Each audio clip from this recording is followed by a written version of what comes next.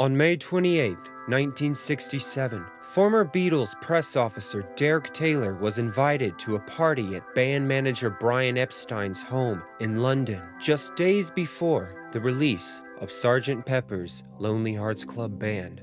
In 1965, Derek had left the band and moved to California. Despite being over 6,000 miles away, he decided that this was a party he just could not miss. When he landed in London, the Beatles were there at the airport to greet him, but Derek was shocked to find that they were not at all the Beatles he used to know.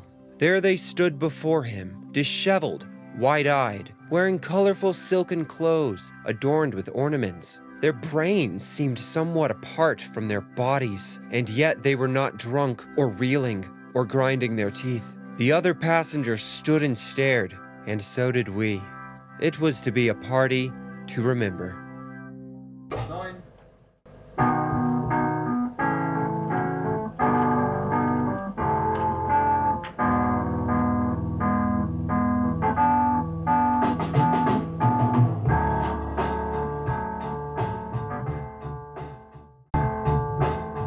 It is April 4th, 1967. Paul McCartney and band roadie Mal Evans fly out to the United States to surprise Paul's girlfriend, Jane Asher, who is currently touring the U.S. with the Old Vic Company, and where she is performing as Juliet in, you guessed it, Romeo and Juliet. Tomorrow is her 21st birthday. Paul and Mal arrive in San Francisco. When they do, it is snowing. San Francisco's first snow in 42 years. After a quick rest to smoke pot with Jefferson Airplane, One pill makes you larger. They now fly to Denver. It is there they will meet with Jane. That night they party, and the next day Mal drives them up into the Rockies, where they spend an idyllic afternoon, as recounted by Mal in his travel diary. Took charge of a Hertz rented car. Drove Paul and Jane up into the Rockies for what I can only describe as a real magical mystery trip. Pulled off the road and parked amongst the so-green trees. Down a rocky gorge to river. Ended up paddling in the cold running water. This evening everyone more than ready for a big meal and a fair helping of color television. It is now the 7th of April. Paul is filming Jane Asher, walking through a grove of trees, when suddenly, there pops into his head his next big idea. A movie. Not just any movie, with a director and a production crew, like A Hard Day's Night or Help, but something different, something strange. A piece of guerrilla filmmaking that would be called Magical Mystery Tour. I used to do a lot of amateur filming, and from my interest in that, it was a very small step for me to say, well, if we hired a film cameraman and we told him where to shoot, then we're starting to film, aren't we? So the idea tumbled together that we'd hire a bus, take a bunch of people out, and start trying to make up something about a magical mystery tour. It used to just be called a mystery tour, up north. When we were kids, you'd get on a bus, and you didn't always know where you were going, but nearly always it was Blackpool. The origin of Magical Mystery Tour is very much rooted in Paul's prior exposure to avant-garde filmmaking. I've covered much of this period of Paul's life and his integration into the London art scene in a prior video, so if you are interested in learning more, check out that video. Paul McCartney's good friend, Barry Miles, and Jane Asher's brother, Peter, were both owners of the Indica bookstore, where they hosted a variety of exhibitions, including Yoko Ono's unfinished paintings and objects, which was where she would first meet John Lennon. A steady stream of artists moved through the space, many who had dipped their fingers in the world of home filmmaking. So Paul himself began making little films, as well as home sound recordings such as those utilized in Tomorrow Never Knows.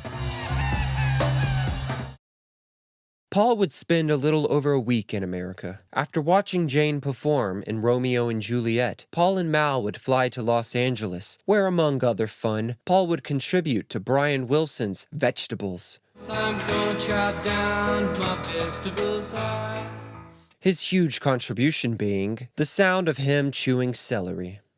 On the 12th, Paul finally returned to England. Almost immediately, he broached the movie idea to both John and Brian Epstein. The Magical Mystery Tour was another where he'd set it up. He'd worked it out with Mal, and then he came and showed me what his idea was, and this is how it went. It went around like this, the story, and he had it all, I think, production, and he says, well, here's the segment, you write a little piece for that. And I thought, fucking hell, I've never made a film, what do you mean? He said, write a script. So, I ran off and wrote the dream sequence for the fat woman and all the thing with the spaghetti and all that. Sitting next to Brian on the big settee in his living room, Paul had him look over all aspects of the project. Paul, on his own, had organized the whole of the film into a pie chart divided into segments. He had Brian translate this into specific timetables of booked studios, rehearsal halls, rented equipment, tea for 45 people, and everything else they needed. Occasionally, Brian would interrupt to say that one of the other Beatles could add something to a scene. He was very concerned that they all had an equal part of the action. We must find more for Ringo to do. George could do a song here. He appeared very enthusiastic and excited about the plan. The Beatles were no longer touring, and Sgt. Pepper had not yet been released, so Brian had very little to do on their behalf. With the idea now fully set in stone, Paul immediately jumped into action, as on the 25th of April, just 4 days after finishing Sgt. Pepper, he came into the studio with a new song, one written specifically for the film, a song of course titled Magical Mystery Tour. Because those were psychedelic times, it had to become a magical mystery tour, a little bit more surreal than the real ones to give us license to do it. But it employs all the circus and fairground barkers, roll up, which was also a reference to rolling up a joint. Much of this day was spent rehearsing and improvising the song, with Paul McCartney at the piano suggesting ideas to the others in the group. It's been said that the others were not nearly as enthusiastic as Paul. They recorded 3 takes of the basic rhythm track, 2 guitars, piano, and drums. After this, they raided the Abbey Road sound effects collection, creating a tape loop of the sound of coaches to be added at the mixing stage. On Wednesday, Paul overdubbed his bass line.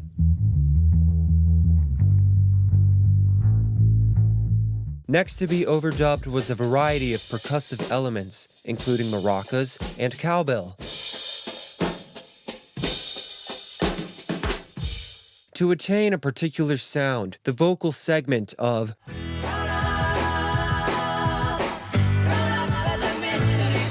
was taped very slowly, so that when played normally, the vocals sounded fast and frantic. According to engineer Richard Lush, they really wanted those vocals to sound different. On Saturday the 29th, John attended an event at the Alexandra Palace, a benefit party for the newspaper International Times called the 14-Hour Technicolor Dream. The event was headlined by Pink Floyd, with many artists performing, including Soft Machine, Arthur Brown, and Yoko Ono.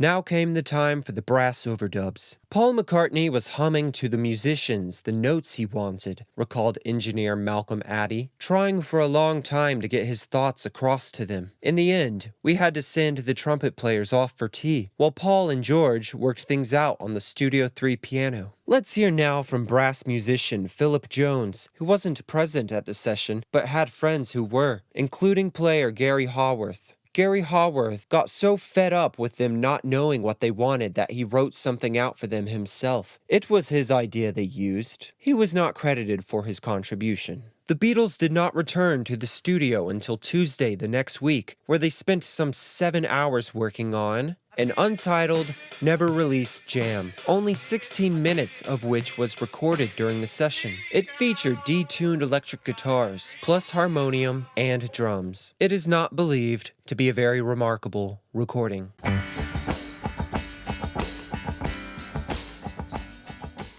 Today, the Beatles recorded not at EMI, but at Olympic Sound Studios, a studio which the Rolling Stones had taken to recording at. The song to be tackled today was both a John and Paul composition. Baby, You're a Rich Man, a song composed of two halves, the verses belonging to John and the chorus to Paul. In the late 1960s, the beautiful people was a term adopted by California hippies to refer to themselves, which Paul's friend Barry Miles says John picked up while reading the newspapers. It has also been speculated that the term could have been fresh on his mind after attending the very hippie 14-hour Technicolor Dream. Paul's chorus, Baby You're a Rich Man, as written in Steve Turner's 1999 A Hard Day's Right, is thought to be a reference to their manager Brian Epstein, though this has never been confirmed by Paul himself. This has been further speculated on due to John Lennon's notorious parody of the chorus in studio recordings where he sang, Baby You're a Rich blank Jew, seeing as Brian was Jewish and gay. The session was engineered by Keith Grant, who by all accounts pushed the Beatles far faster than they were accustomed, as they remarked that this was the fastest record they ever made, though they were probably referring in the more recent sense, seeing as they had recorded more than a couple 1 to 3 take recordings in their early days. Tape operator George Kientz recalled the engineers' reaction to John's vocal performance on this day. They were both amazed at John Lennon's voice. They'd been wondering what it would be like to record, and they were saying how great it was. They couldn't believe anyone could sing that well. What did you see when you were there? Nothing that doesn't show. The song has a unique flavor to it, and features an instrument never yet featured in a Beatles song, or used ever again, as far as I can tell, a clavioline, a type of electronic keyboard which was monophonic, meaning it could only play one note at a time, but had an interesting sound.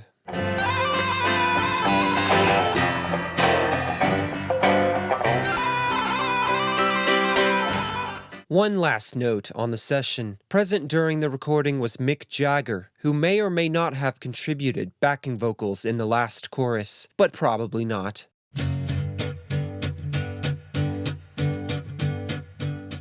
Back at their home studio of EMI, the Beatles went to work on a song specifically written for Yellow Submarine, Paul's All Together Now. It's really a children's song. I had a few young relatives and I would sing songs for them. I used to do a song for kids called Jumping Round the Room, very similar to All Together Now. It's a play-away command song for children. And it was a very simple recording, taking only 9 takes, with John throwing in some fun harmonica for good measure. On Monday the 15th, following a dinner party hosted at Brian Epstein's, Paul McCartney would end up going by the Bag O' Nails club, where jazz musician Georgie Fame was performing.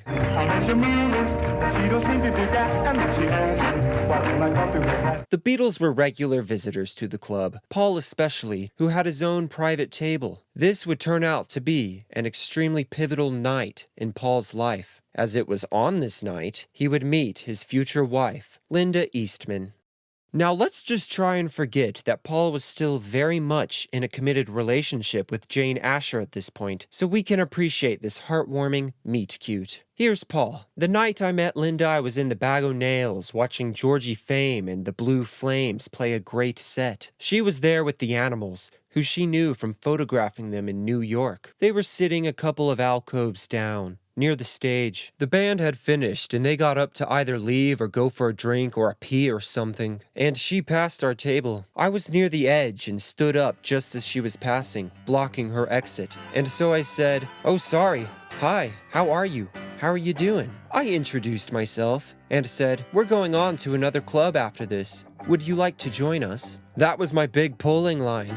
Well, I'd never used it before, of course, but it worked this time. It was a fairly slim chance, but it worked. She said, "Yes, okay, we'll go on." So by all accounts, this was simply a night of flirtation, if we can trust them. Though there is no doubt that Linda made an immediate and distinct impression on Paul, who would be seeing her once again in the very near future.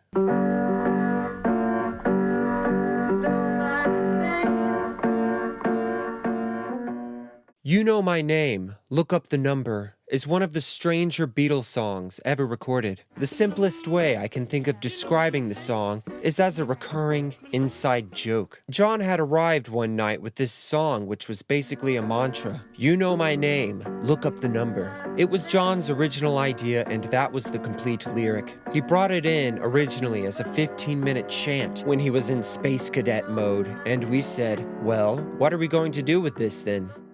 According to John, I was waiting for him in his house, and I saw the phone book was on the piano with, you know the name, look up the number. That was like a logo, and I just changed it. If you've seen my Making of Abbey Road video, you know that this song would not be finished until over 2 years later, but the general outline was already in their heads, as in this rhythm track recording the song changed forms multiple times, running the gamut of genre and pastiche. It's also funny listening to the track knowing that it was born during the year of psychedelia, as while it wouldn't sound out of place on the White Album, imagining it next to Sgt. Pepper's or Magical Mystery Tour is quite the stark contrast. Paul has said this was one of his favorite Beatles songs, just due to how much fun they had making it. On Friday, May 19th, at his home at 24 Chapel Street, Brian Epstein hosted a huge press launch for the upcoming release of Sgt. Pepper's Lonely Hearts Club Band. It was a colorful night, with dozens of journalists, broadcasters, and photographers, including, you guessed it, Linda Eastman. According to Linda, I took my portfolio over to Brian Epstein's office and left it with his assistant, Peter Brown. Peter Brown got back in touch and said that Brian had liked my portfolio and invited me to a press launch for Sgt. Pepper at Brian's home. So I went to the press launch where Sgt. Pepper was played for the first time to the media to take my first photographs of the Beatles. Because I was so used to working almost exclusively with black and white, I didn't have any color film with me and had to get some from another photographer. I eventually sold a color print of the Beatles from this session for $100, and I thought I had it made. Linda never specified when she had left her portfolio with Peter Brown. Did Paul have any influence in Linda's attendance at the party? Maybe. Probably not, as she had obviously had plenty of experience already as a photographer, and was well known in the New York music scene. But regardless, there are several photos of them looking rather comfortable together. The press launch was a huge success. On May 20th, BBC disc jockey Kenny Everett gave the official preview of Sgt. Pepper's Lonely Hearts Club Band on the radio show Where It's At, which included pre-recorded interviews from Paul, John, and Ringo. Our commentator, John Lennon. We're sitting in the hushed semicircular theatre waiting for the Sgt. Pepper's Lonely Hearts Club Band to come on, and here they come now, playing the first number. Let's go! All right. I can't do it for them all, man. I'll be dizzy. Well, by George, in the studio we have old Ringo Starr of the Beatles fame. Ringo, what have you been doing since I last saw you in America a year ago? Very much. Really? Well, I went on holiday, we made an LP, we've made a few more tracks, we've sort of been busy. What do you think of this new LP? It's a bit strange compared to the others. Would you term it psychedelic? Only if you want to think of it as psychedelic. Talking about things psychedelic and weird sounds, of which this album is full of them, here's one of the most instantly beautiful tracks of the whole thing. Now we'd like to play you one. That's a sad little song. Where's it gone? Oh, this is it, yeah. Picture yourself on an old-fashioned elephant. Lucy in the sky for everyone. Now. However, Everett was informed that there was one song he could not play, A Day in the Life.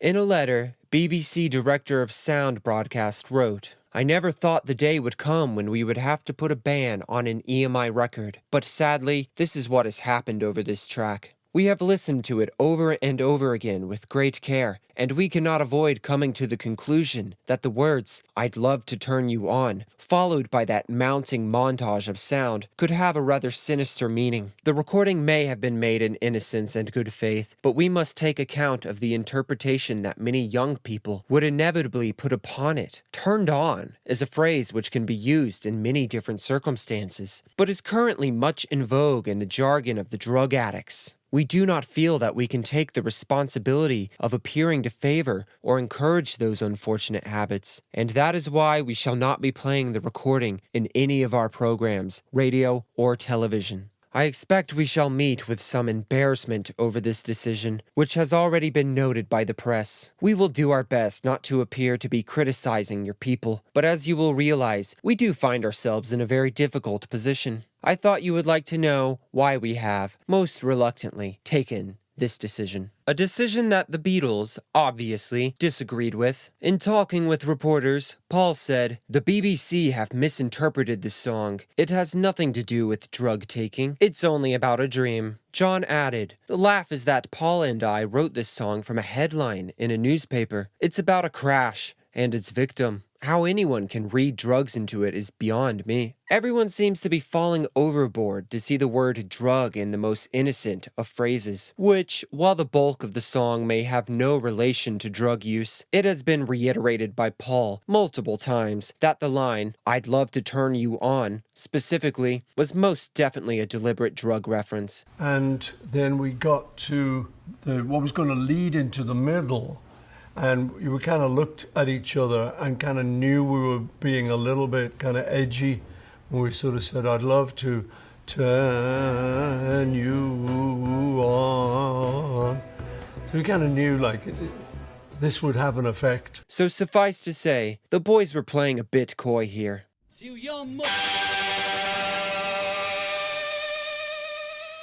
It's All Too Much is about as druggy as any Beatles song, and it was first thought up by George during an LSD trip. It's All Too Much was written in a childlike manner from realizations that appeared during and after some LSD experiences, and which were later confirmed in meditation. We once again see Indian influence in the composition of this work, as the whole of the song is built around a droning of the G chord. It's All Too Much borrowed a couple of small pieces from other songs. It contains a couplet from the Mercies' 1966 single, Sorrow.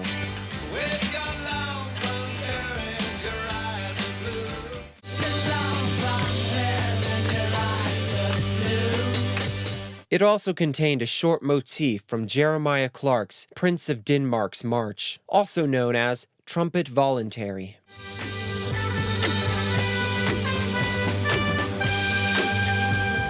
I just wanted to write a rock and roll song about the whole psychedelic thing of the time. The song was specifically recorded for inclusion on the Yellow Submarine soundtrack. It's a unique song, very much steeped in George's Indian influence, but still of a far more prototypical rock influence than, say, Love You Too or Within You and Without You. The Beatles once again recorded outside of their home base of EMI Studios. As they rolled into Del and Lee's studios, they rehearsed the song quite extensively before putting down 4 takes of a basic rhythm track composed of organ, lead guitar, drums and bass, and the song at this point ran for over 8 minutes. 2 days before the scheduled release of Sgt. Pepper's, Brian Epstein decided to again host another rager of a party, but this time, the press was not invited. This party would mark the reintegration of former press officer to the Beatles, Derek Taylor, back into their inner circle, and he would end up being appointed press officer for the newly formed Apple label in 1968. He and his wife, Joan, were off in Monterey, California, setting up for the International Pop Festival. Despite receiving just 2 days' notice before the party, the two decided to make the 6,000-mile trip back to England to attend. At the airport, the Taylors were met by John, George, Ringo, Terry Duran, and Barry Finch of design collective The Fool. To find them all disheveled and half out of their minds, having stayed up all night before in what George described as an all-night or all-week, bells on the knees, and perms in the hair LSD trip. They were all dressed in full psychedelic costume, silk and satin clothes, embellished with scarves and bells and other ornaments. The 3 Beatles came up to Derek, and very uncharacteristically of their prior physical relations with Derek, showered him in hugs and kisses rather than the curt northern greetings he had been accustomed to. "This is the new thing," John told him. "You hug your friends when you meet them and show them you're glad to see them. Don't stand there shaking hands as if everyone's got some disease. Get close to people." The Taylors were ushered into John's Rolls Royce, which of course was painted to be extremely colorful. As they set off for Weybridge, George snatched a cigarette from Taylor's mouth and threw it out of the window. "You don't need them. They'll poison you." George, as we all know, would never smoke another cigarette in his life. Where's Paul, you may ask? Well, Jane Asher is finally back from the United States, so he is abstaining from the madness to spend some quality time with her and be on his best behavior, for once. The group made a pit stop at George's estate at Kinfons before the party, and then in 3 separate cars, the whole group made the ride to Brian's home. It was going to be a wild night. Cynthia Lennon shares her perspective. It had all the feeling of a school outing. Every time the car passed through town or villages, it stopped the traffic. Crowds of jeering, waving people pressed up against the tinted windows trying to get a better look at the occupants of this crazy car. It was like traveling in a time machine. The boys were smoking pot, and even if you don't smoke it yourself, breathing in the fumes can affect you in much the same way. A pill was passed around and everyone giggled stupidly and had a nibble. It was very hard for me to explain what the atmosphere was like in the car at that time. I can only describe it as insane, freaky, self-destructive, irresponsible, a contagious mood that spread like wildfire in the dark. The party was to be a surreal spectacle of sensory overload. The roads leading to Brian's were adorned with colorful balloons. On arrival, the group was served some special tea. John, who had been sitting with us on the lawn, said he'd just given Joan some acid in her tea. Would I like some in mine? Sure, why not? He snapped the tablet in 2, gave me a portion about 2/3 of the total. "That'll do to start with," he said cheerfully, dropping the tiny jagged pink pill into my cup. "Stir it up well, there's a good lad." George came by and said, "What are you giving them?" "What do you think?" said John. "Oh," said George, but I had already drained it, and George's tea too. Derek's already had, well, it's too late now. Derek's got a double dose inside him. Derek had now taken 500 micrograms of LSD, which, if you aren't aware, is a fuck ton. They retreated to a room with a log fire burning. A joint was passed around, and more tea was served. Derek Taylor, not knowing what to expect from the acid, took a Desbutal tablet, amphetamine combined with barbiturate, just in case there wasn't enough stimulation. Before long, I found myself swimming like a parcel of Escher lizards through the lines of a purple jigsaw of increasing and then decreasing size. "What the hell's going on?" I asked, crying with laughter. "You're tripping," said Joan, with a new vocabulary already. "Tripping? Me? Are you tripping?" I asked Joan. She nodded lovingly. "We all are," George said. "Everyone is." Unsurprisingly, things began to go wrong. Derek Taylor began to have a bad trip. George, himself familiar enough with them, recognized the warning signs and did what he could to provide some reassurance to Derek. "Derek, create and preserve the image of your choice. It's up to you. The thing is to see what you want to see. Do you want to create something nice? Then look into the fire and see something nice." Which, by Derek's account, did the trick, and he enjoyed himself the rest of the night. Coping less well was Cynthia Lennon, who was on what was to be her 3rd and final trip. Unlike Derek, Cynthia had nobody to comfort and guide her, and John was not doing much better. When John moved away from me, I followed, hoping that he could in some way comfort and support me. But John was not happy. He was not enjoying the experience as he had before. He ignored me and glared as though I were an intruding stranger. This dissociation and rejection from John, at the peak of her trip and vulnerability, led Cynthia's mind into an incredibly dark place as she retreated into a bedroom. I felt desolate. I was drifting off into a very deep depression when someone called my name and I was snapped out of my apathetic reverie. Even though I was under the influence of the drug, I knew that all hope for John and I carrying on with our marriage in the same vein flew out of that upstairs window with my thoughts. The trip and the party itself eventually ended, with all unharmed, though not unscathed. On the 31st, the Beatles recorded additional overdubs for It's All Too Much, and then finally, on June 1st, came what may have been the largest and most anticipated album release, possibly ever. It was a work like never before seen, from the music, to the artwork and sleeve, to its total encapsulation of psychedelia at its peak. The Beatles themselves a massive part of the movement. But this is a Magical Mystery Tour video, so we'll get into all of that more when we cover Sgt. Pepper's. What we'll cover instead is the band's recording session that occurred on this day, as they returned once again to Del and Lee's studios, where they spent some long hours jamming and playing aimlessly, perhaps just blowing off some steam. The tape has never been released, but Beatles historian Mark Lewison was given the privilege of listening and quite scathingly described it as nothing but untitled, unplanned, highly tedious, and frankly, amateurish instrumental jams. The single-minded channeling of their great talent so evident on Sgt. Pepper's Lonely Hearts Club Band did seem, for the moment, to have disappeared. For the sake of brevity, we are going to fly through this next week, which was spent on brass overdubs for All Too Much, and then several days devoted to overdubbing You Know My Name, Look Up the Number, including saxophone played by Brian Jones of the Rolling Stones. He arrived at Abbey Road in his big Afghan coat, Paul would recall. He was always nervous, a little insecure, and he was really nervous that night because he's walking in on a Beatles session. He was nervous to the point of shaking, lighting ciggy after ciggy. I used to like Brian a lot. I thought it would be a fun idea to have him, and naturally I thought he'd bring a guitar along to a Beatles session, and maybe chug along and do some nice rhythm guitar, or a little bit of electric 12-string or something. But to our surprise, he brought his saxophone. He opened up his sax case and started putting a reed in and warming up, playing a little bit. He was a really ropey sax player, so I thought, aha, we've got just the tune.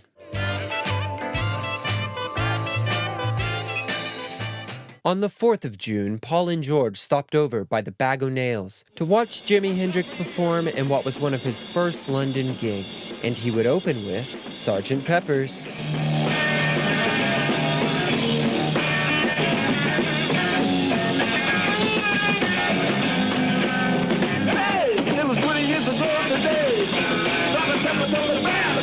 Here's Paul again. The curtains flew back and he came walking forward, playing Sgt. Pepper. And it had only been released on the Thursday, so that was like the ultimate compliment. To think that that album had meant so much to him, as to actually do it by Sunday night, 3 days after the release. It's a pretty major compliment in anyone's book. I put that down as one of the great honors of my career. And so, we finally reach Wednesday, June 14th, where work begins on an incredibly iconic, if not terribly beloved, Beatles track named All You Need Is Love. Just about a month prior, on May 17th, the Beatles, at the behest of Brian Epstein, signed a contract committing to represent the BBC and Britain in a worldwide satellite broadcast on Sunday, the 25th of June. The name of this broadcast was Our World, and was the very first worldwide broadcast of this nature. 4 communications satellites were utilized, and the show would reach between 400 to 700 million people. But apparently none of this meant all that much to the Beatles. Jeff Emerick would recall, I don't know if they had prepared any ideas, but they left it very late to write the song. John said, "Oh God, is it that close? I suppose we'd better write something." Of the song, Paul would say, All You Need Is Love was John's song. I threw in a few ideas,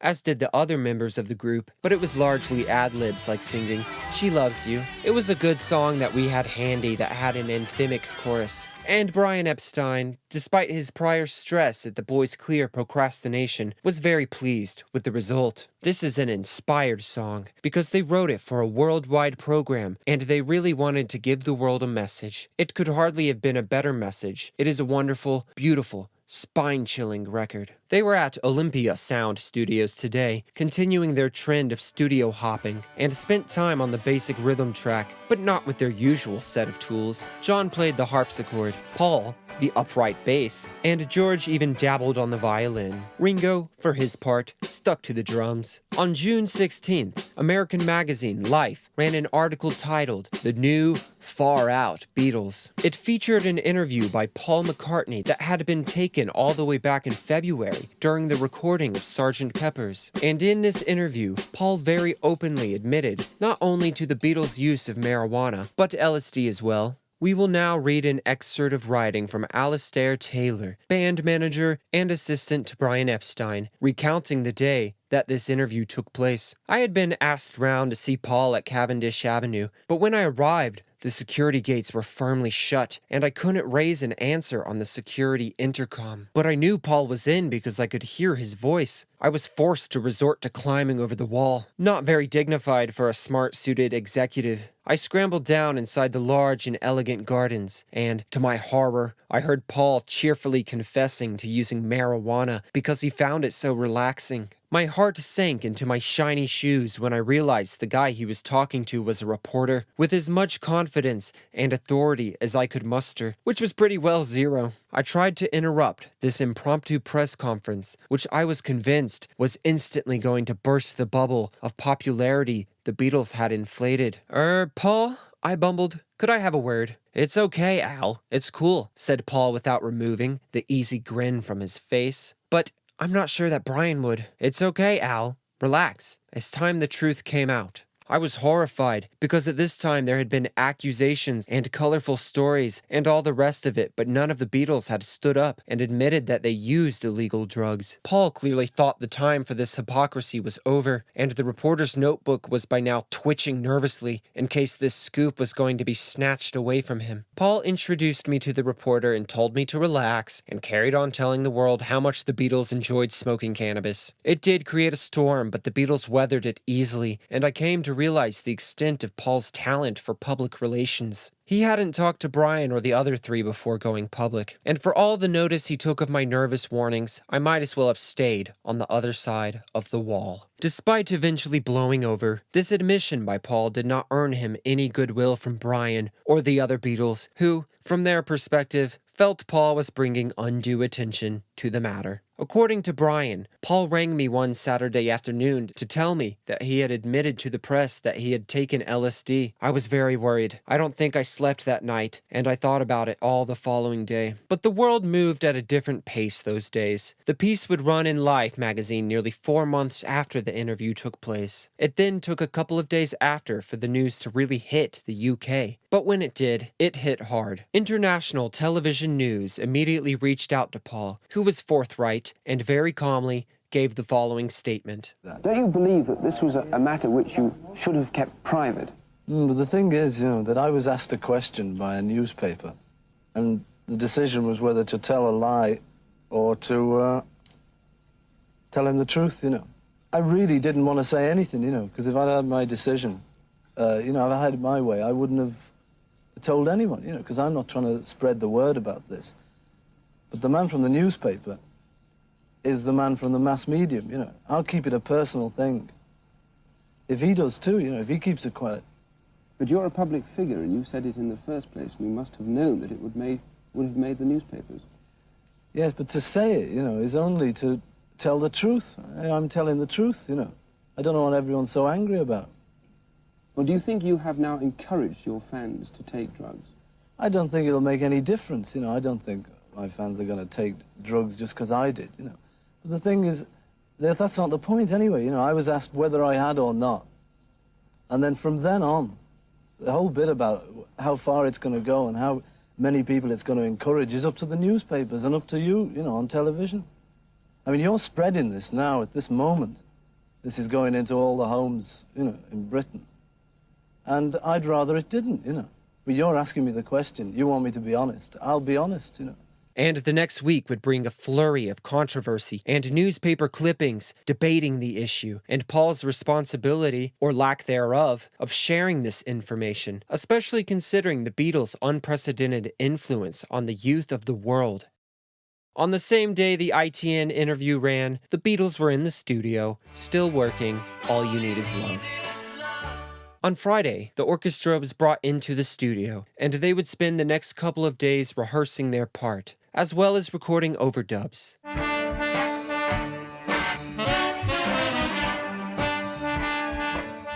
And on Saturday, it was decided that not only would All You Need Is Love be performed for the BBC broadcast, it would also be released as the next single. So then arrives the big day. Just a regular old performance. No stress, right? Horrendous, recalled Jeff Emmerich. There's no two ways about it. To attempt to record what we recorded without the link-up was ridiculous. The Beatles had spent much of the day rehearsing the song while the engineers and BBC affiliates stressed away with the technical aspects, running cables from cameras to an outdoor broadcast van. The performance was to be a mixture of pre-recorded and live backing, the latter which included the vocals, bass guitar, guitar solo, drums, and orchestra. Making sure the sound came through to the world correctly fell directly onto the engineering team, specifically Jeff Emmerich and George Martin. It was getting very panicky by transmission time. Anything could have gone wrong, recalled engineer Peter Vince, who was thankful to be on the sidelines that day. The broadcast actually began 40 seconds earlier than scheduled, and Emmerich and Martin had to rush to shove a bottle of whiskey under the mixing console as the broadcast began. Despite the nerves and anxiety, it went off without a hitch. The crews and guests left and went home, but the Beatles stayed behind to complete a few more finishing touches, including re-recording some of John's vocals for the song. All you need is love, love. Love is all you need. With that, they were ready to quickly remix and tape together this song, and they had it pretty much ready for release by the end of the next day. On July 7th, the song, with its B-side, Baby You're a Rich Man, released. It, of course, quickly reached #1 all around the globe. Suffice to say, they've earned themselves a vacation, but John Lennon has an idea. He wants to buy an island in Greece. Picture this. A Beatles compound, 4 villas, one for each of them, a recording studio, an entertainment complex, and plenty of housing for visitors and staff. A concept straight out of a utopian dream. Beatles press officer Derek Taylor elaborates. We are all going to live together now, in a huge estate. The 4 Beatles and Brian would have their network at the center of the compound, a dome of glass and iron tracery above the mutual creative play area, from which arbors and avenues would lead off like spokes from a wheel to the 4 vast and incredibly beautiful separate living units. We would set up a chain reaction so strong that nothing could stand in our way. And why the hell not? They've tried everything else, said John. Wars, nationalism, fascism, communism, capitalism, none of it works. So why not this? This is John's vision, and one he most undoubtedly dreamed up under the influence of lots and lots of acid. So today, the 19th, they've come together in London, partially to discuss the upcoming production of Paul's Baby, Magical Mystery Tour, and partially to discuss this LSD-fueled, communal, Beatles Island. So John selected one specific individual to lead their search for this magical island. And who else better but Magic Alex?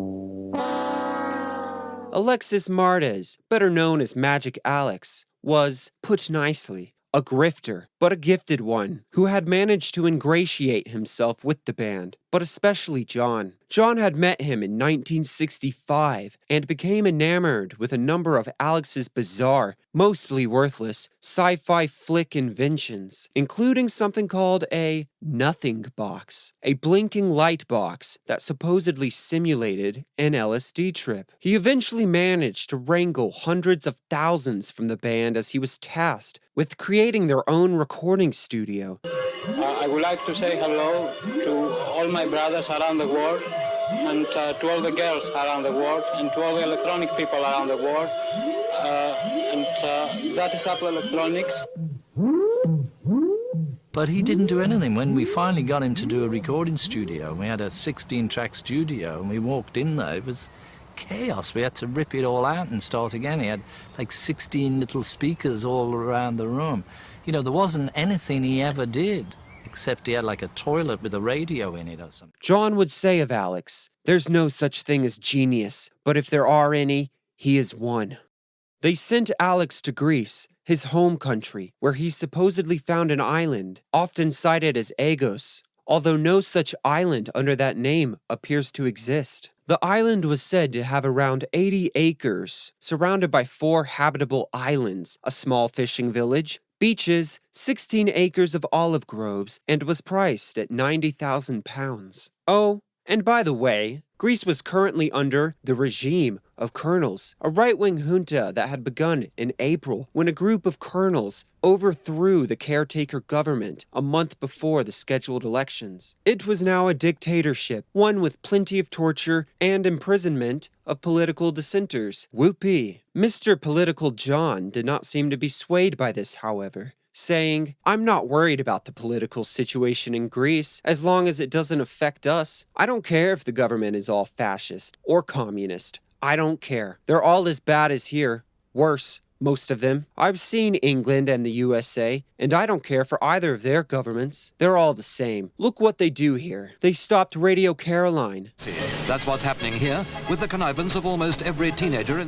We're bound for Radio Caroline, the pirate ship that for over a year has given pop music to something like 20 million listeners. And tried to put the Stones away while they're spending billions on nuclear armaments, and the place is full of US bases that no one knows about. Which, while there is a grain of sand-sized truth there, it is buried under a mountain of ignorant, privileged, and problematic sentiment. The next day, on the 20th, George and Patty Harrison, Ringo Starr, and Neil Aspinall flew to Athens, where they met Magic Alex and his father, who, by the way, was a member of the Greek military police. They would stay at the Mardis family house in Athens. On the 22nd, Paul McCartney, Jane Asher, Patty's 16-year-old sister Paula, Mal Evans, Alastair Taylor, and John and his wife Cynthia would all travel down to meet with the rest of the group. The Beatles had hired a luxury yacht to take them to look at the islands, but it was delayed due to a storm off Crete until the 25th of July.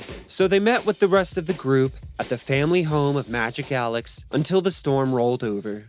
On the 23rd, the group traveled in a convoy of taxis to Athens to go sightseeing. The taxi containing Paul McCartney, Jane Asher, and Neil Aspinall caught fire from the heat, and they were forced to walk back to a village where they had earlier eaten lunch. Thankfully, they were not mobbed by fans at this time. However, they would be later. The Beatles had accepted an invitation to a performance of Agamemnon by Aeschylus at the Theatre of Delphi. Unfortunately for them, Magic Alex accidentally let slip to the tourism authorities of Greece that the Beatles would be attending, which was quickly broadcasted throughout Athens. I wonder how much pocket change he was handed under the table. And it was later confirmed by Peter Brown that Alex had struck a deal with the Greek authorities. If the Beatles were given diplomatic immunity, allowing them to carry bags containing drugs into the country, then they would pose for press photographs for the Ministry of Tourism. This had been agreed upon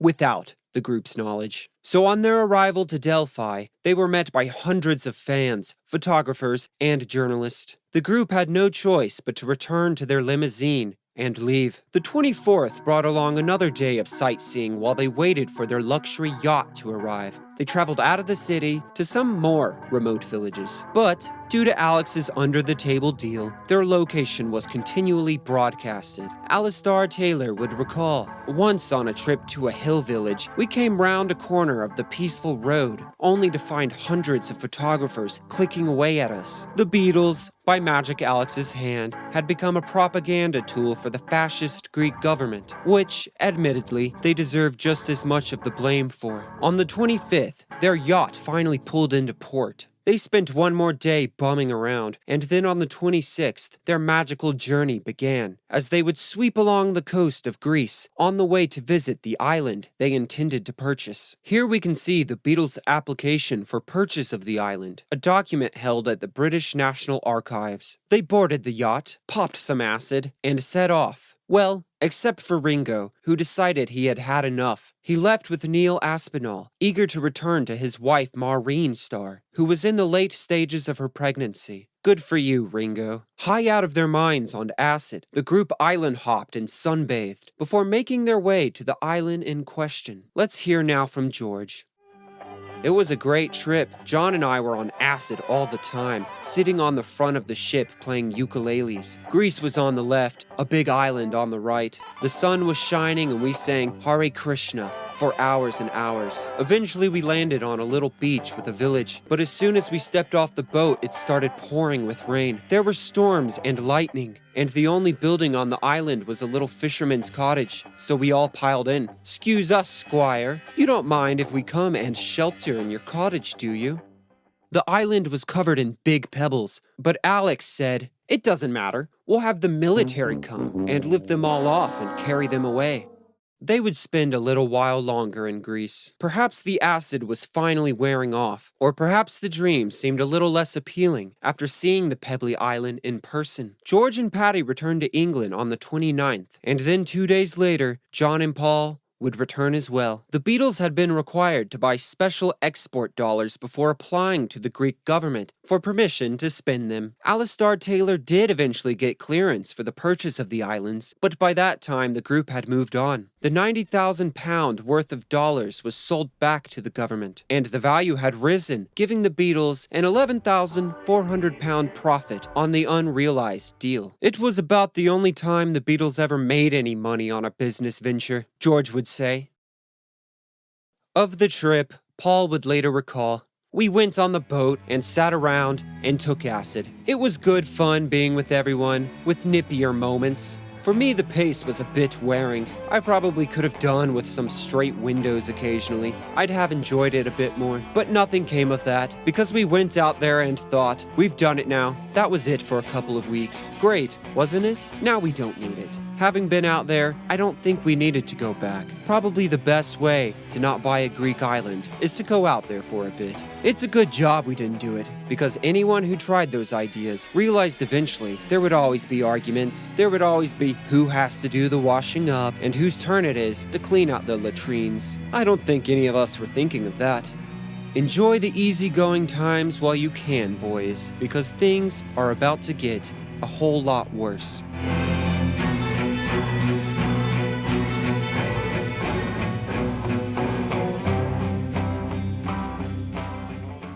In December of 1967, Paul McCartney brought the entire Beatles team together to finally watch the finished cut of his passion project, the movie Magical Mystery Tour.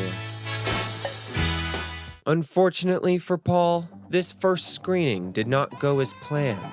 According to band manager Peter Brown, the reaction was unanimous. It was awful. It was formless, disconnected, disjointed, and amateurish. I told Paul to junk it. So what? We lost 40,000, I said. Better to junk it than to be embarrassed by it. But Paul's ego wouldn't let him consider this. He was positive that Magical Mystery Tour would be as warmly greeted by the public as all the Beatles products that came before it. It was not. Welcome to part 2 of the making of Magical Mystery Tour.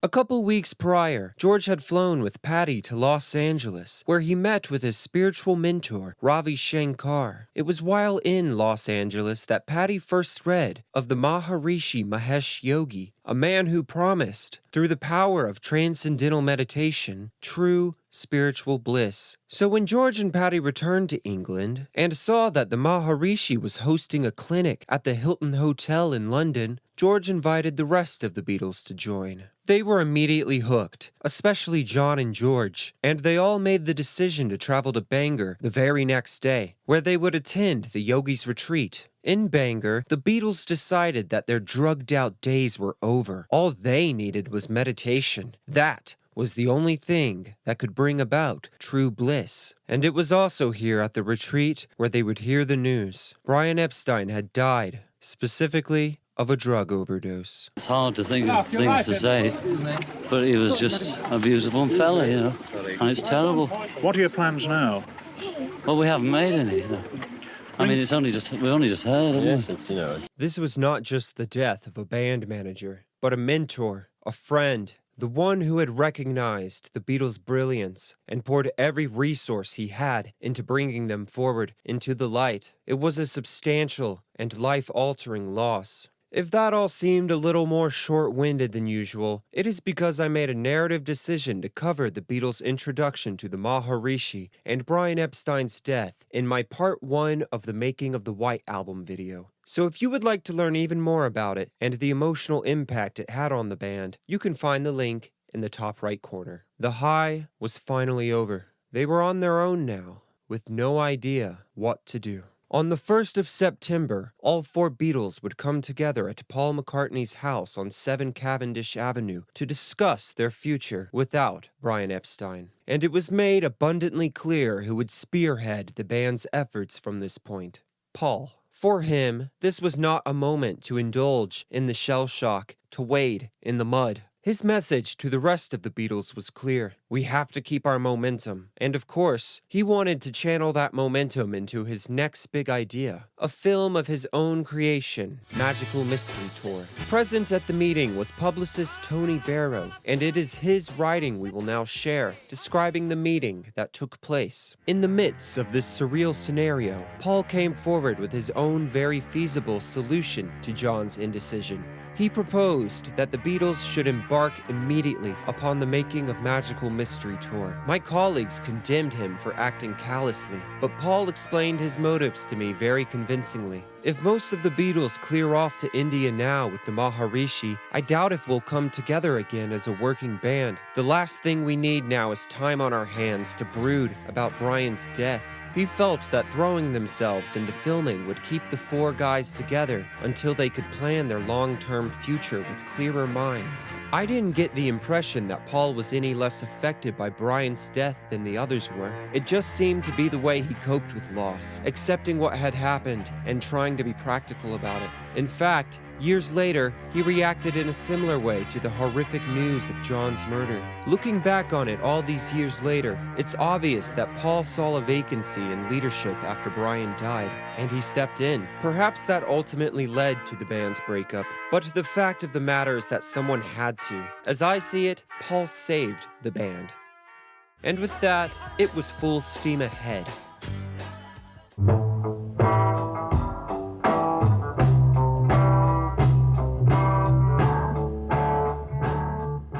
John's I Am the Walrus is a surrealist spectacle and one of his masterpieces. Tracking down the exact origin of the song's creation is difficult. According to John, first line written on one acid trip one weekend, second line written on the next acid trip the next weekend, and subsequently filled in after I met Yoko. Which, if this is true, would date the song's origin back to late 1966. But even if this is true, the song would not come together fully for quite some time later. I was running through the house and I just typed on the typewriter, I am he as you are here as we are all together, and that was lying on the typewriter for about 3 weeks before it became a song. That was the whole song right in that line. You know? John was apparently very inspired by Procol Harum's A Whiter Shade of Pale, released at the peak of John's LSD use, and undoubtedly his favorite song of the period. As the ceiling flew away. Beatles biographer Hunter Davies was there when the song's writing was finished in August, sometime before their trip to Bangor, when John's longtime friend Pete Shotton came by for a visit. John asked Pete about a playground nursery rhyme they had sung as children. I had to add all that garbage about Yellow Matter Custard and all that, which is a childhood, an English children's chant. Yellow Matter Custard, green snot pie, all mixed together with the dead dog's eye. Spread it on a butty, which is a sandwich, spread it on thick, then wash it down with a cup of cold sick. Let the fuckers work that one out, John said to Pete as he wrote. Of the song's structure, musicologist Ian MacDonald would write that the song was the most unorthodox and tonally ambiguous sequence he ever devised. An obsessive musical structure built around a perpetually ascending/descending MC Escher staircase of all the natural major chords. It was Walrus and the Carpenter. The what? The Walrus and the Carpenter, Alice in Wonderland. But the recording of the song began like any other. The Beatles recorded 16 takes of basic rhythm track on this day, only 5 of them to completion. And the incredible mix of bizarre elements had not yet been added to the pot.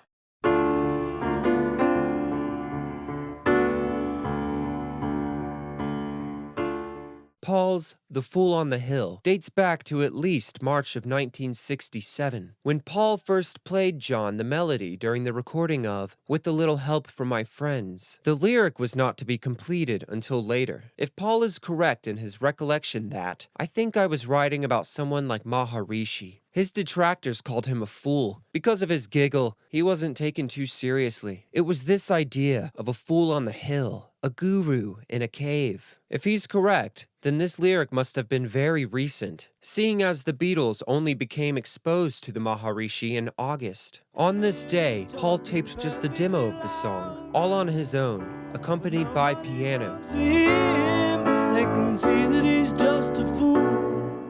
They then tackled overdubs for I Am the Walrus, including Paul's bass line,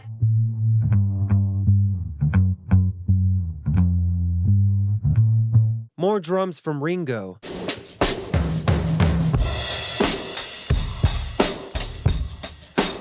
and John's brilliant, searing vocal. See how they run like pigs from a gun, see how they fly. I'm crying. The last track tackled for the day was George's Blue Jay Way. The song was written sometime in early August, when George and Patty were in Los Angeles visiting Derek Taylor. The title of the song came from a street named Blue Jay Way, where George had rented a house for his stay. He began writing the song at a Hammond organ, while he and Patty waited for Derek Taylor and his wife, Joan, to join them. The home's location, on a hillside of narrow, winding roads, together with the foggy conditions that night, created the backdrop for the song's opening lines. There's a fog upon LA, and my friends have lost their way. By the time Derek arrived, 2 hours late, the song was just about written. They taped just one very basic recording of the song this night. Please don't be long, please don't you be. It was now time to work on vocals for Blue Jay Way. George's vocals were treated with ADT, which I haven't covered yet on this channel, surprisingly. Basically, it was an early form of doubling the vocal. ADT, artificial double tracking. This is one of many studio inventions that came about at the behest of the Beatles and their specific demands, though the credit goes to their engineering team, who devised the technique. John specifically applied ADT to his vocals more than anyone else.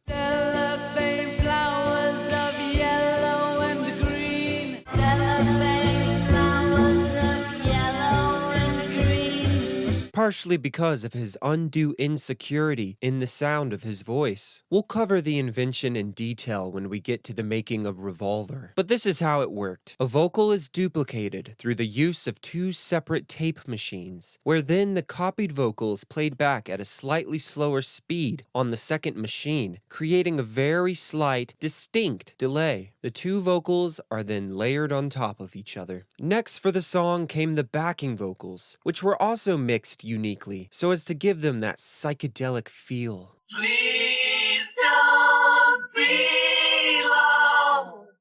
Please don't you be very long. Please don't be long.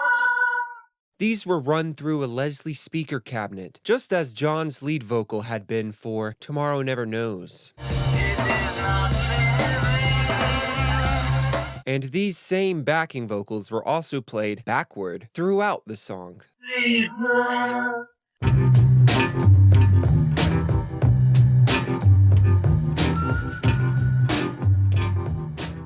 The Beatles rarely attempted fully instrumental recordings, and they had not last done so since Rubber Soul with 12-bar original,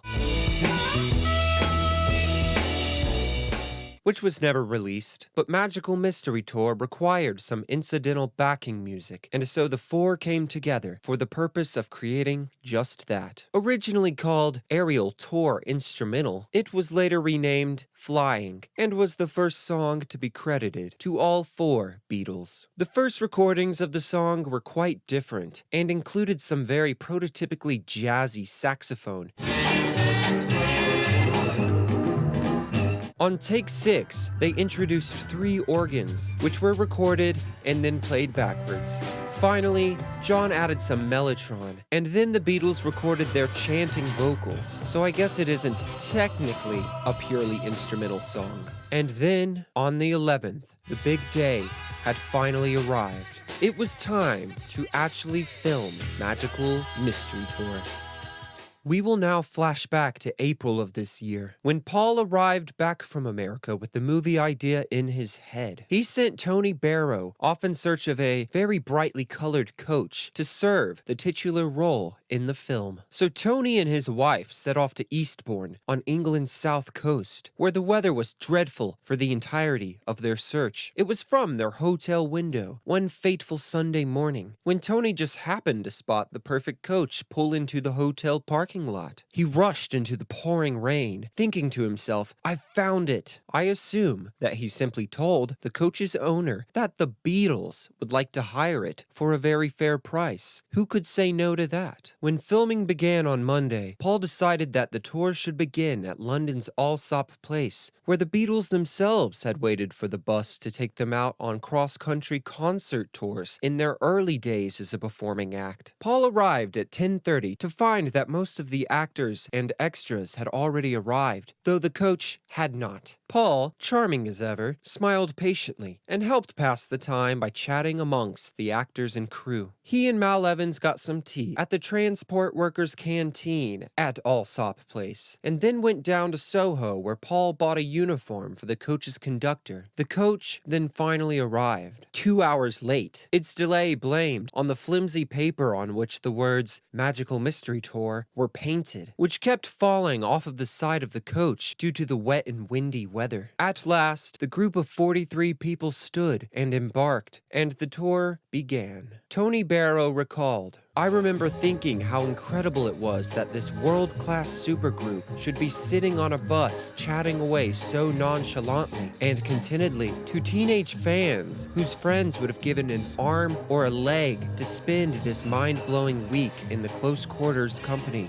of their favorite pop idols." And the Beatles would maintain this personal touch for the duration of the shoot. Let's hear from Frida Kelly, one of the first ever fan club organizers for the band, going all the way back to their Cavern days. She was incredibly surprised when she received a call from Tony Barrow a few days earlier, asking if she could take a break from sorting piles of fan mail to join the movie shoot. She, of course, said yes. Before starting to film, the boys moved people around and asked us to keep our new seats all the time so that whenever we happened to be in camera range, we'd be seen in the same part of the bus. What's more, we were to wear the same clothes all through the week, which created washing problems as the days went by. After moving Frida to her new seat, Paul, ever the flirt, handed her a box of Maltesers candy, saying, "Have these for a slim figure like yours." Filming began right away with some improvised scenes on the bus. The shooting prompt, unsurprisingly, was incredibly loose. When in doubt, film it. The group stopped for lunch at the Pied Piper, who were overwhelmed not by the enormous size of the group, but by the fact that it was the Beatles they were serving. The boys, of course, received their meals in no time, and in fact, had been presented with a second course before most of the others had been served. George looked over at some of the group and asked why they were still waiting. Then he walked right over to the kitchen and emerged shortly afterward with their lunch. In the evening, the coach arrived at its first destination, the Royal Hotel at the Den, where the party would spend the night. Tuesday would bring the first full day of shooting.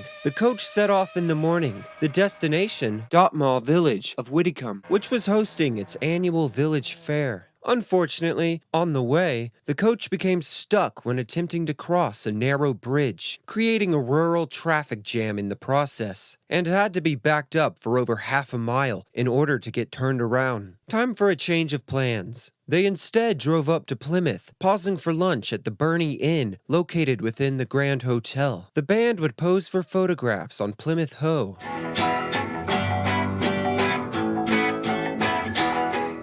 They then boarded the coach and continued along the A38, making stops at Liskeard and Bodmin. Here, filming occurred outside the West End Dairy at 57 Higher Boar Street, where the delighted owner, Mr. D.G. Medlin sold ice cream, fruits, and lollipops to the Beatles and their party. With that, I want to take a moment here to talk about something that made the Magical Mystery Tour shoot so special. Community. All along the route, they made frequent stops at small shops and pubs. Imagine being there just another day when suddenly, unannounced, here rolls up the Beatles with a large band of colorfully dressed characters. Every stop they made, they left behind them a delighted owner with a terrific story that they would get to tell for the rest of their lives. Some even got interviewed by the local paper, such as a Mrs. Amy Smedley, who said, "They got here at lunchtime and shot some film outside our shop.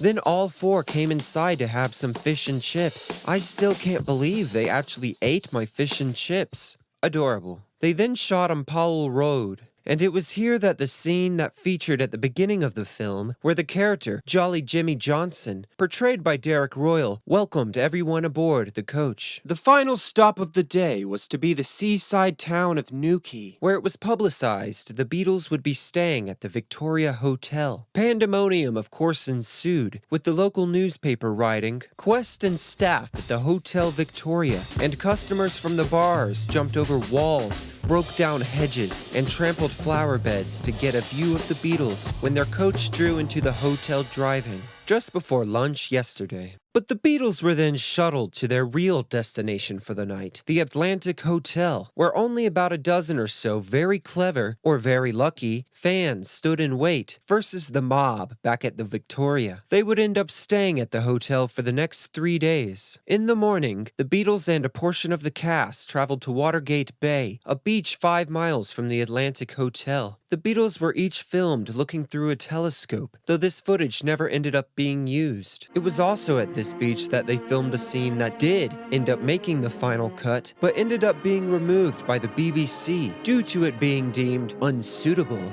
for viewers. The scene was of Aunt Jessie and Buster Bloodvessel having a romantic moment on the beach. When they returned to the hotel, John directed the next scene, with assistance from George. The sequence filmed was a scene where Happy Nat the Rubber Man chased bikini-clad women around the swimming pool. According to Tony Barrows, fan club secretaries who happened to have brought suitably brief swimwear in their baggage and recently recruited local girls, shivering a little in their bikinis, were joined at the pool by the obliging female partners of one or two Fleet Street reporters who had fetched them down from London for the ride. As John, comfortably wrapped up in a warm sheepskin lined jacket, gave everyone last-minute instructions and told his camera director what he wanted, the lineup of poor near-naked girls nursed their hardening goosebumps and huddled in a row against the brick wall, which scarcely sheltered them from the bite of a chilly sea breeze. It wasn't all good fun, you see.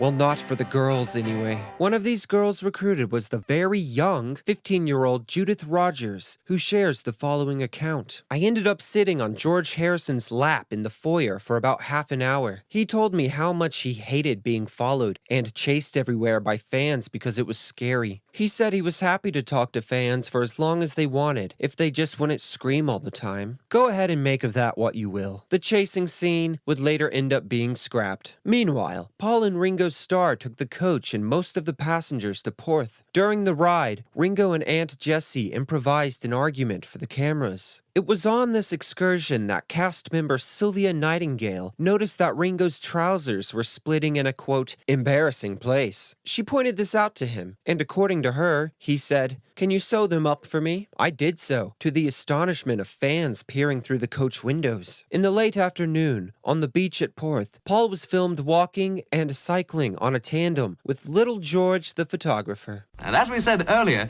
our girl reporter Miranda Ward accompanied the Beatles on their Magical Mystery Tour.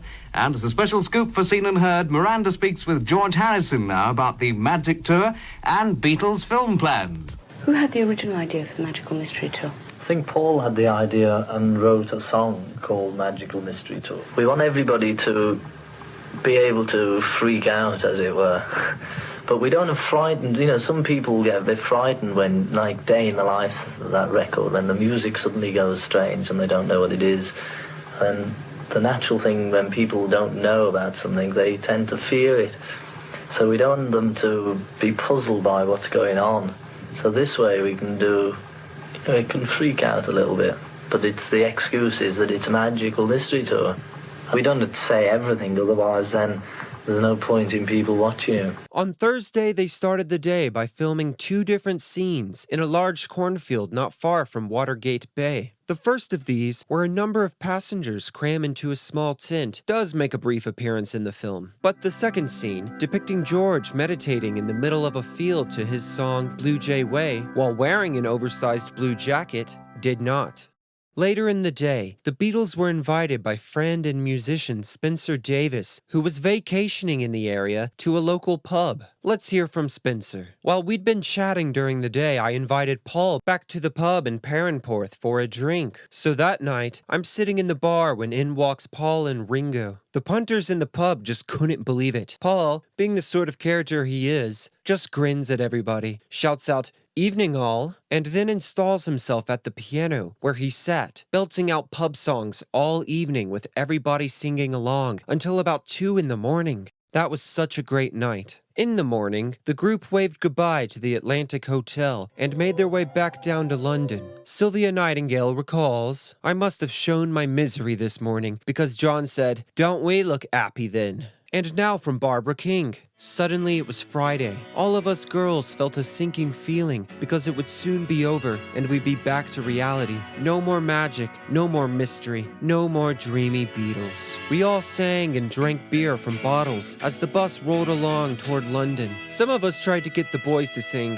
their songs, but they stuck to the old-timers. Upon arrival in Surrey, John, George, and Ringo departed. Paul would stay on the coach until it reached London. The first week of filming for Magical Mystery Tour was now complete. Far from taking a break, though, the Beatles went down to Chapel Studios the next day to work on Paul's Your Mother Should Know, a classic McCartney Music Hall ditty, and recorded 11 takes that included Paul singing a guide vocal while playing the harmonium, though none of these would end up being used for the final version.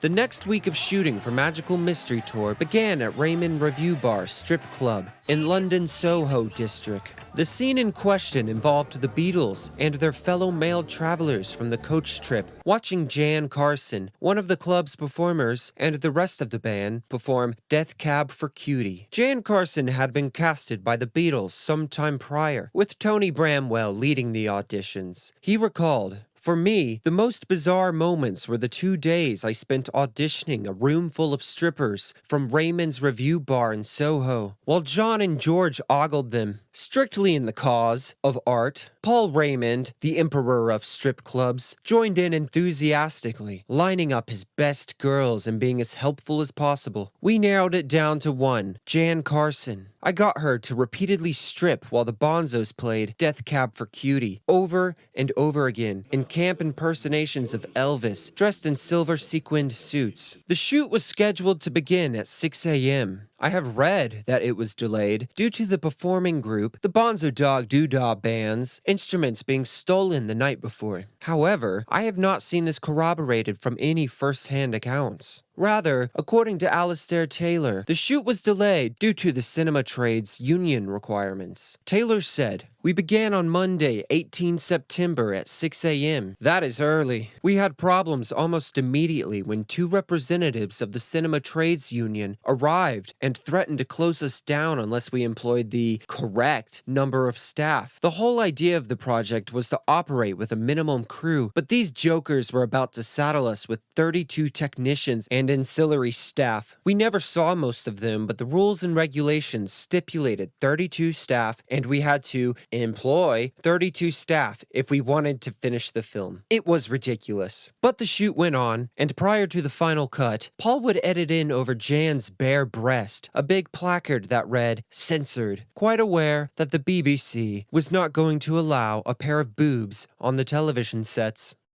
Finished now were the days of on-location shoots, of travel and merriment, as the Beatles would spend the rest of the week filming on sets located not at a film studio, but an army base, specifically West Malling Air Station. The pandemonium would die down for once, because the base, as you could imagine, was not open to the public. Located some 50-odd miles away from their homes, rather than make the commute, the Beatles opted to stay at the Danes Hotel in Maidstone. The scene to be tackled on this day was a John Lennon invention, a nauseatingly hilarious scene in which John, playing a pencil-mustachioed waiter, continually dumps spaghetti on Aunt Jessie's plate using a shovel, in a truly revolting scene.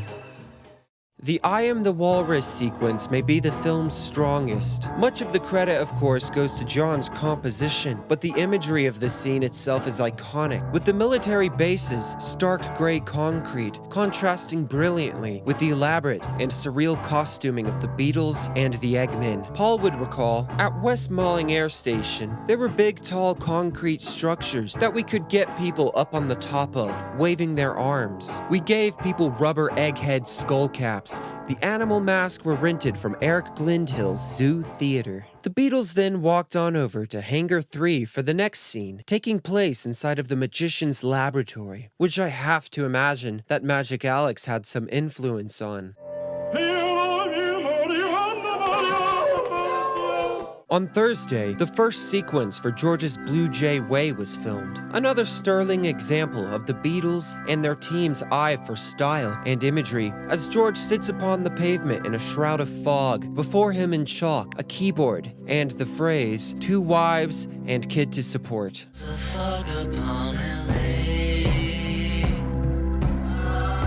The prior day's exertion must have done a number on George, as he stayed home on this day, bedridden with the flu, sitting here in Flu Jay Way. Poor George. Invited to the air base this day was comic actor and friend of the band, Victor Spinetti. I'd worked with the Beatles in their previous movies, so John wrote to me and asked if I would be the courier in Magical Mystery Tour. I was busy doing a play, Oh What a Lovely War, in London, so I had to turn it down, but John still wanted me to be involved, so he got me to drive down to West Malling Aerodrome for the day and do a little drill sergeant routine with Paul. One lovely thing was that when we broke for lunch, they had set aside 20 minutes for anybody who wanted to meditate, which I did. It was a lovely calm moment in the middle of the schedule, and they were all into that since they'd been with the Maharishi. The filming was unusual in as much as it wasn't done in lots of short takes like a normal movie. They filmed long sequences, and they improvised as they went along. At one point, John spotted a stuffed cow, and he just decided there and then to have it in the shot. They were making it up as they went along.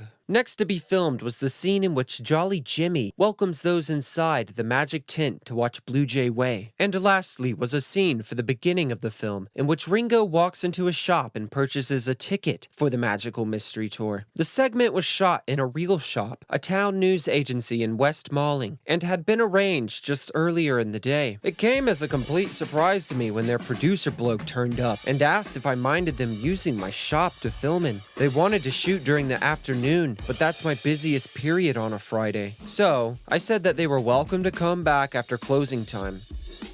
On Saturday, they would film the chaotic and surreal Magical Mystery Tour marathon sequence, requiring a number of unusual extras, including a rugby team, 10 children, 6 miniature wrestlers, and 3 vicars.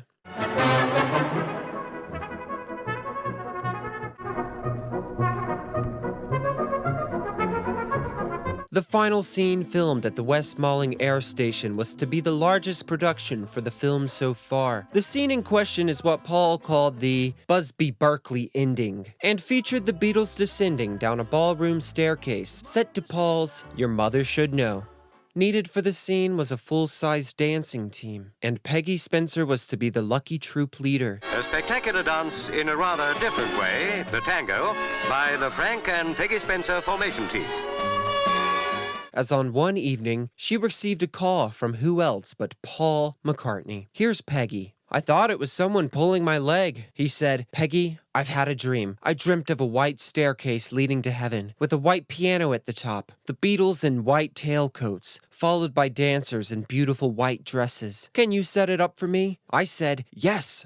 Peggy choreographed a traditional waltz routine for her dancers, but when she arrived at the shoot some days earlier and first heard Your Mother Should Know, the choreography had to be changed. He hit play on this battered old tape and it played Your Mother Should Know. I said to Paul, "This is not a waltz. A waltz has 3 beats to a bar, and you've done 4. We re-choreographed the waltz for the music and showed the Beatles how to kick. We walked to the back of the stage to climb to the top of the stairs that we would come down and realized no one had built steps to get to the top. Filming was canceled for the day, but we came back a day or 2 later and filmed the video. But even then, things didn't go off without a hitch. Let's hear from Alastair Taylor. The final scene had the Beatles resplendent in wonderful white suits with a whole mass of people in this hangar going up a big white staircase. The boys kept their outfits a secret because they wanted to surprise everyone, and they certainly did that. We invited all the people from miles around, and thousands came.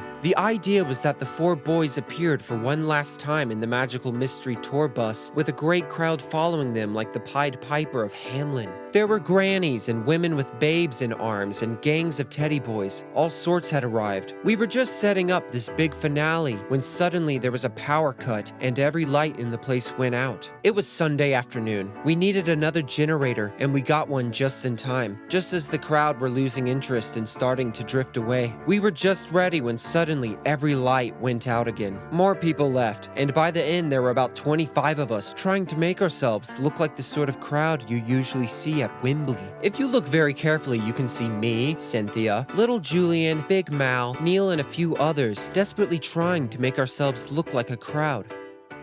And with that, the significant bulk of the Magical Mystery Tour shoot was now complete. Time to get back to the studio.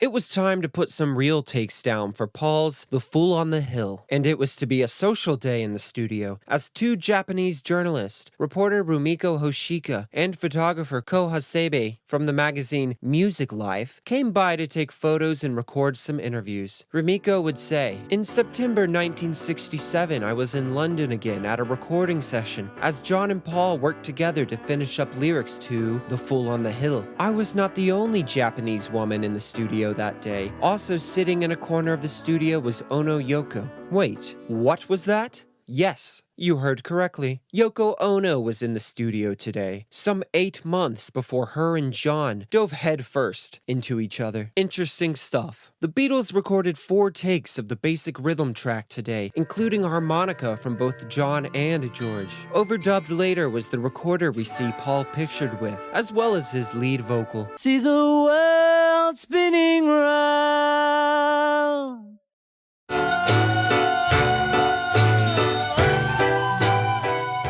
On the next day, numerous overdubs were added, including acoustic guitars and bass. George Martin wasn't present on this day, so engineer Ken Scott had to take control of the session, despite it being his 2nd day on the Beatles' job. Co-engineer Richard Lush recalled, "He was so nervous that it was just unbelievable. He was saying, 'What lights do I use?' and 'What do I do?' I really felt for him that day." The Beatles always put a bit of pressure on their engineers. They expected you to be there, doing your job, but there wasn't a lot of thanks.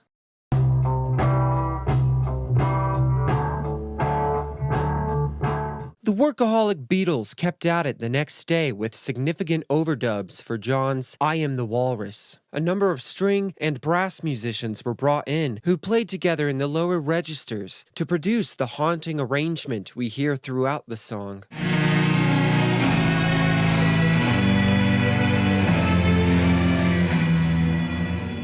The superb score was of course written by George Martin. The strange vocal chanting and backing in the song was produced not solely by the Beatles, but also a 16-person choir. "The idea of using voices was a good one," said George Martin. "We got in the Mike Sam singers. Things impossible I have found, for when my chin is on the ground, I pick myself up, dust myself off, start all over again." Very commercial people, and so alien to John that it wasn't true. But in the score, I simply orchestrated the laughs and noises. John was delighted with it.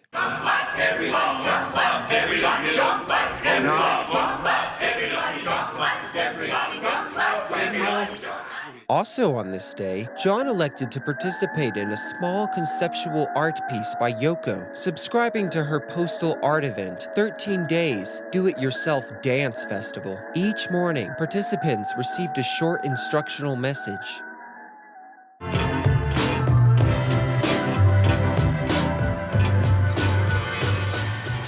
On Thursday, they would record additional overdubs for their group instrumental, Flying, including Mellotron from John and a guitar piece from George.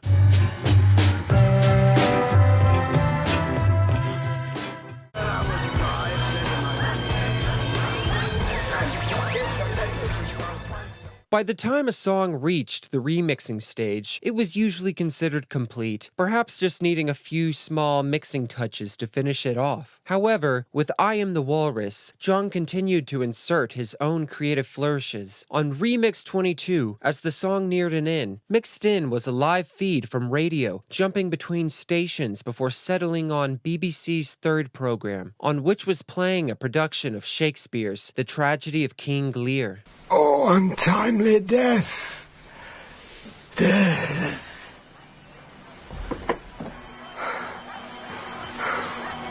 I know thee well. A serviceable villain, as duteous to the vices of thy mistress as badness would desire. What? Is he dead? Sit you down, father. Rest you. Afterward, John and Paul got to work on Your Mother Should Know. They scrapped the remake that had been done earlier in the month.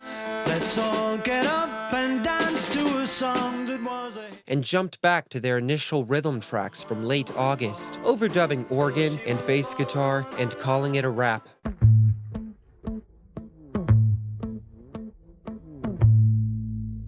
Later in the day, John and George appeared on The Frost Program with David Frost in an interview conducted entirely on the topic of transcendental meditation. I know damn well I've had it there before. I just haven't.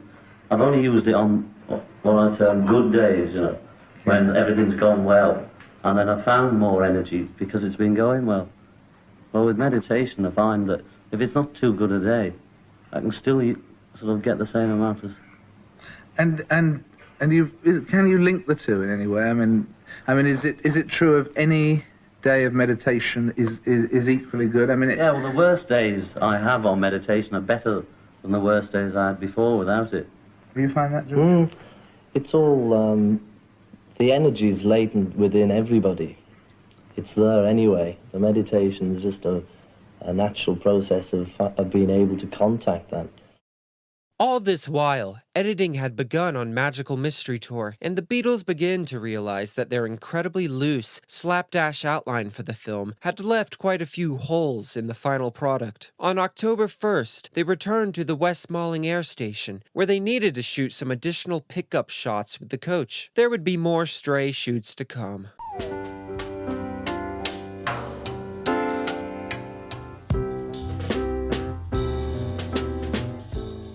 It was to be a very late session for the Beatles tonight, as they didn't come into the studio until 10 p.m. And a new song was brought in today, Paul's Hello Goodbye, a song he wrote in his home on Cavendish Avenue. Let's read a bit of writing from Alastair Taylor, who claims to have been there on the day of origin, and perhaps even served as the inspiration, after asking Paul just how he writes his songs. Alastair wrote, Paul marched me into the dining room, where he had a marvelous old hand-carved harmonium. Come and sit at the other end of the harmonium. You hit any note you like on the keyboard. Just hit it, and I'll do the same. Now whenever I shout out a word, you shout the opposite, and I'll make up a tune. You watch. It'll make music. Black, he started. White, I replied. Yes. No. Good. Bad.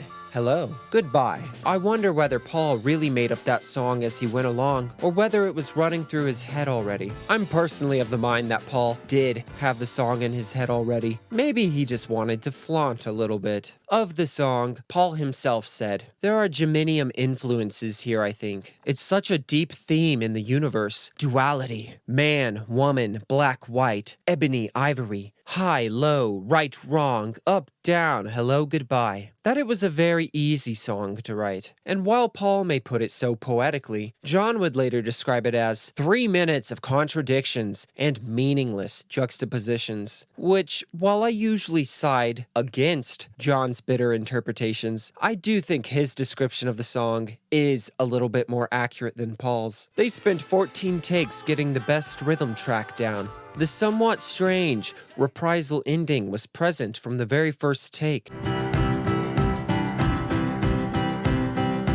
Though it wasn't until the mixing stage that the correct sound fell into place. According to Paul, from the recording aspect, I remember the end bit where there's the pause and it goes,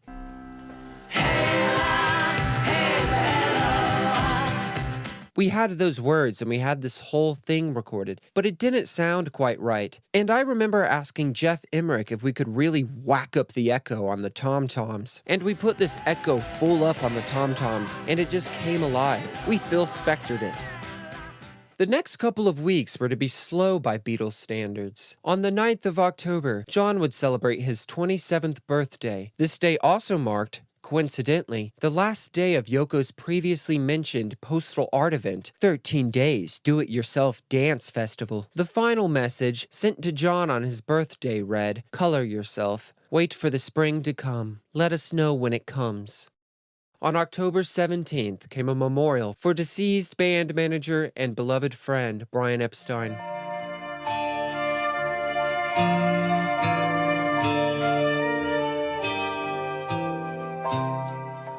The Beatles had not attended his funeral on August 29th, which might sound cold on its face, but was for good reason, as they wanted to allow his family privacy and knew full well the spectacle that would be created by their attendance. It has been quoted that the rabbi at Brian's funeral very cruelly remarked to the congregation that Brian Epstein was a symbol of the malaise of our generation. If that is indeed the case, then it is a blessing that this service was officiated by Rabbi Louis Jacobs, who instead praised Epstein for encouraging young people to sing of love and peace rather than war and hatred. And then the next day, the Beatles attended another event, this time the premiere for Richard Lester's How I Won the War, which had featured John as Private Gripweed. On the 19th and 20th, they recorded additional overdubs for The Fool on the Hill and Hello Goodbye, bringing in flautists and viola players. It took some time to get the viola arrangement correct, and it was once again one of those Paul at the piano, playing what he wanted, with George Martin standing by, translating. During the last bit of the day, Paul wiped a short guitar solo he had put down for Hello Goodbye, and replaced it with the heavily echoed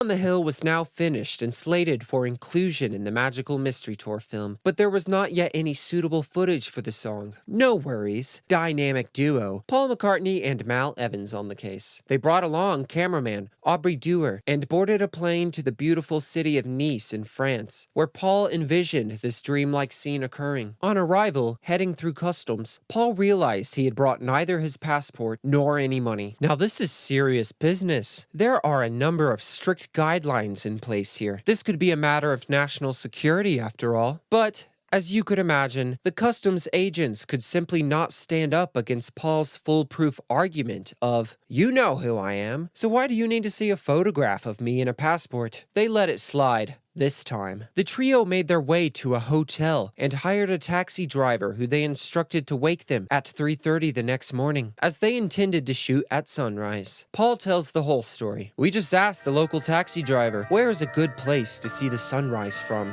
Nice was fairly easily accessible. It had good mountain scenery and I figured we might get a good clear sunrise down there. We all piled in the taxi and drove up into the mountains behind Nice. We unpacked the stuff from the boot, loaded up his camera, set up the tripod where we knew the sun would rise, and waited in the freezing cold. In the first couple of days of November, it had been decided, despite John's protest, that Hello Goodbye was to be the A-side of the next single, with I Am the Walrus as its B-side. While I imagine at least 90% of us consider Walrus to be the much stronger track, we will come to see shortly that, financially at least, placing Hello Goodbye on the A-side was the correct decision. And then on the 3rd, the final bit of filming for Magical Mystery Tour took place. Sequences for George's Blue Jay Way. The segments were taken in Ringo's backyard, where each band member was filmed miming with a white cello, as well as playing some football. Inside, our hulking hero, Mal Evans, was filmed shirtless, with footage taken at the airbase projected against his bare chest. On November 10th, the Beatles arrived at London's Savile Theatre to film promotional video for the upcoming Hello Goodbye single. They mimed to the song wearing their iconic Sgt. Pepper suits, and also filmed short cutaway shots of them wearing their 1963 collarless suits. Hula girls were brought in for the song's reprisal ending. The Beatles were incredibly busy the next few weeks, though there's only so much detail we can get into. There were quite a few balls up in the air. First off, they were still editing the hours and hours of Magical Mystery Tour footage into something that could be called a movie. Also, of course, mixing and banding together the loose groups of songs they currently had lying around. This is where things get a little strange, as the work was slated to be released as a double EP in the UK, but as an album in the US. As added were a number of single tracks, including Strawberry Fields, Penny Lane, Baby You're a Rich Man, All You Need Is Love, and Hello Goodbye. Finally, it was the beginning of what would prove an unfortunate, overambitious business venture for the Beatles, the whole of the Apple conglomerate, starting with the opening of their Apple Boutique, conceptualized by Paul as a beautiful place where beautiful people can buy beautiful things. On the 24th came the release of Hello Goodbye in the UK. As teased earlier, the song would prove to be a smash hit and would be the Beatles' most successful UK single since She Loves You. In the background, however, BBC quietly banned I Am the Walrus from playing on the airwaves. They did not like the inclusion of the word knickers in the song.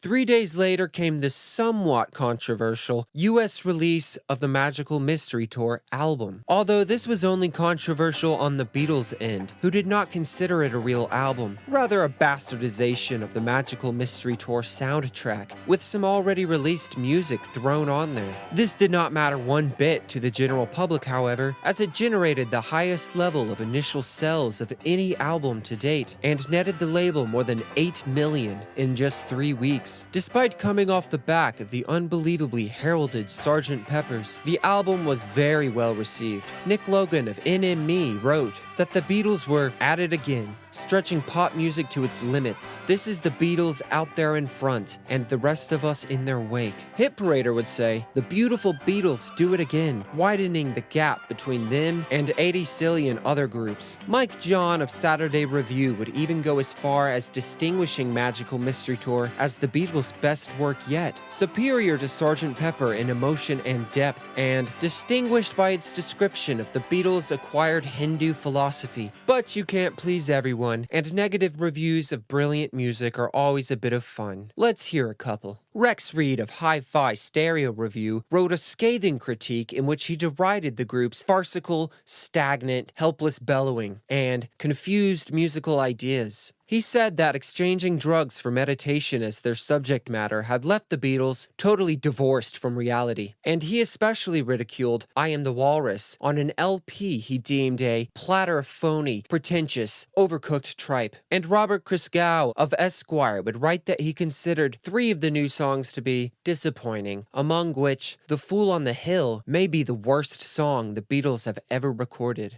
Harsh. I would love to hear your thoughts on the album. Some consider it superior to Pepper, and some consider it a bit too loose of a collection to rise to those heights. For me personally, I adore many of the songs, and any album with Walrus, Strawberry Fields, and Penny Lane is going to be a wonderful listen. But as a very slight purist, I still prefer the cohesive efforts of quite a few other albums more. Let me know what you think. We associate it most with their Mop Top days, but at this point the Beatles were still recording annual Christmas messages for their fan club. On the 28th, they came into the studio and did just that, recording a song attributed to all 4 Beatles named Christmas Time Is Here Again. Christmas time is o'er, and your bonny clay is through.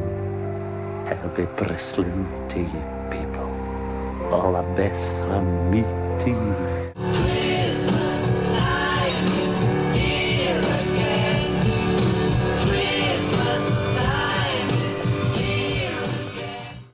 We We now head into December. The 5th would mark the opening of the Beatles' Apple Boutique, where a launch party and fashion show would be hosted. Invitations were sent out, reading, "Come at 7:46, fashion show at 8:16. These oddly specific times had been chosen by John. The shop's colorful exterior was created by the Fool Design Collective. The group had previously worked with the Beatles, designing the band's clothing for the 1967 television broadcast of All You Need Is Love and the I Am the Walrus segment of Magical Mystery Tour.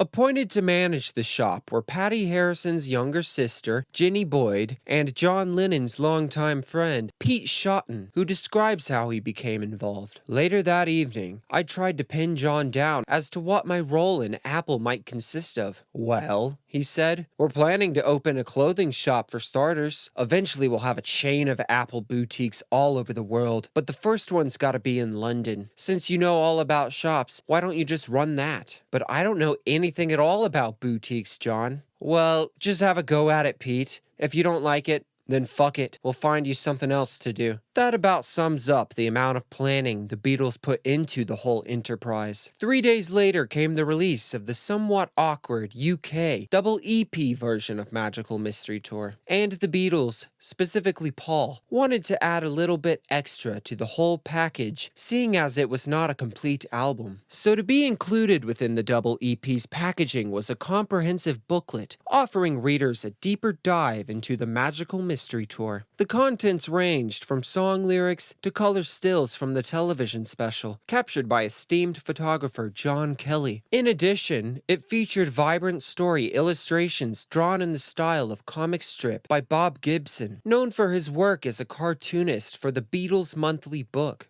We're getting close to the end now. In celebration of both the Magical Mystery Tour film and the Apple Boutique opening, the Beatles tasked the ever-humorous Alastair Taylor with arranging a Christmas party. Let's hear from him. "When filming eventually ended, I thought it was back to normality, or what passed for normality in 1967. Wrong. One morning, late in November, John, Paul, George, and Ringo strode into my office. They sat on any available surface. They were grinning. John was the first to speak. "Al, how about making the Beatles' Christmas party a Magical Mystery Tour party?" "Great idea," I said, as I tore up the plans for the original party. I expanded the guest list and chose a larger venue, and things were falling into place. 2 days later, the Beatles trooped into my office. Once again, they were grinning. This time it was Paul who spoke. "Al, we have been talking. The Christmas party. We've decided to include all of the people at Apple. Is it a problem?" "No," I said, trying to sound casual. We now had the Beatles and Apple Magical Mystery Tour Christmas party. I was just wondering how to fit that little lot onto the invitations when George said, "in fancy dress." I laughed loud and long before I realized they were serious. I hired a huge suite at the Royal Lancaster Hotel in Bayswater, and it turned out to be a fantastic evening. Paul and Jane Asher arrived dressed as Pearly King and Queen. And Lennon? He dressed up as a rocker. What else? We had a great time celebrating. It's Christmas Day. Paul and Jane have spent the entirety of December together, much of it on Paul's farm in Scotland. They are visiting with Paul's family when they announce to them all that they are now engaged. This engagement would not come to fruition. I will now read an excerpt from Hunter Davies' authorized Beatles biography. "Another problem," says Paul, "was that my whole existence for so long centered around a bachelor life. I didn't treat women as most people do. I've always had a lot around, even when I've had a steady girl. My life generally has always been very lax and not normal. I knew it was selfish. It caused a few rows. Jane left me once and went off to Bristol to act. I said, 'Okay then, leave. I'll find someone else.' It was shattering to be without her. When they got engaged on Christmas Day, all of these problems were in the past. Now let's be straight here. Paul slept around about as much as anyone on the face of the earth ever has. Perhaps Jane felt assured that with this engagement, Paul would go straight, and they would spend more time together, and things would work out. And it appeared that this was the case for a while, and Jane even accompanied him to India, despite her lack of enthusiasm for the Maharishi and meditation in general. But following their return, things quickly fell apart. But that was later, and today, things were good. And the next day, Paul's baby, his passion project, Magical Mystery Tour, would finally premiere before the whole of the UK on BBC One. It was not well received. The Daily Express would write, "The bigger they are, the harder they fall." And what a fall it was. The whole boring saga confirmed a long-held suspicion of mine that the Beatles are four rather pleasant young men who have made so much money that they can apparently afford to be contemptuous of the public. The Sun would also add, the BBC switchboard was overwhelmed last night by people complaining about the Beatles' film Magical Mystery Tour. Some people protested that the BBC One program was incomprehensible. Maybe Magical Mystery Tour is not a good film, but being the psychedelic experience that it is, it was in no way helped by its initial airing in black and white rather than color. And of course they showed it in black and white, and so it was hated. You know, they all had their chance then to say they've gone too far. Who do they think they are? And John would say, what the BBC, stupid idiots, did, they showed it in black and white first. Can you imagine? And then they reviewed it in black and white. It's like reviewing a mono version of a stereo record. And yet, Paul did not quietly slink away. The next few days were spent in what could only be called a defensive but apologetic press tour, where Paul interviewed with numerous papers and appeared on the David Frost Show, the repeated sentiment being, well, maybe it's not good, but we tried. Well, you can't say it was a success because the papers didn't like it, and that seems to be what...